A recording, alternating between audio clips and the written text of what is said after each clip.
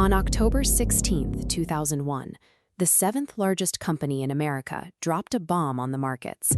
A sudden, unexplained $638 million loss.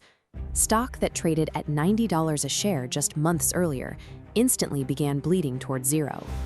Inside that building, 20,000 employees watched their retirement funds turn to dust. People often write this collapse off as a case of terrible luck or isolated corporate greed. The historical record shows otherwise. Executives executed a calculated, paper-thin deception in boardrooms, stealing billions in plain sight while the markets cheered. And they had active assistance from the very people paid to stop them. The stacks of transcripts in front of Richard Nixon represent a political crisis. Enron represents an institutional one. This collapse proved that America's regulatory watchdogs could be neutralized by the very firms they were supposed to oversee. The operation started quietly. In 1985, Kenneth Lay merged two sleepy natural gas pipeline firms to form Enron. When federal deregulation hit the energy markets in the early 90s, Lay saw an opportunity and brought in a McKinsey consultant named Jeffrey Skilling. Skilling turned energy trading into a casino. He built a toxic culture, firing the bottom 15% and rewarding sheer deal volume. To feed that volume, Skilling weaponized mark-to-market accounting. The moment Enron signed a deal, they booked massive projected future profits immediately. The actual cash line stays flat, but on paper, the company looks incredibly profitable. That creates a severe cash flow problem. You have paper profits, but zero actual money to pay your debts. Enter CFO Andrew Fastow. Fastow built an empire of off-balance sheet shell companies. Enron shifted billions in toxic debt into these darkened nodes, legally hiding losses from investors. In return, the shell companies sent pristine, fake assets back to the main Enron hub.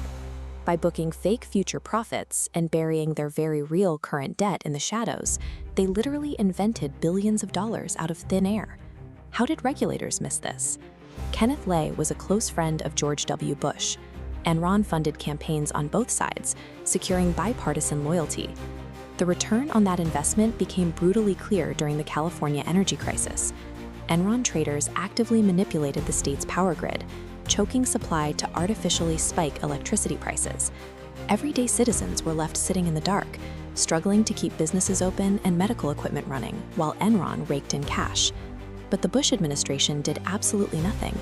Federal regulators, who had the authority to halt the manipulation, actively looked the other way.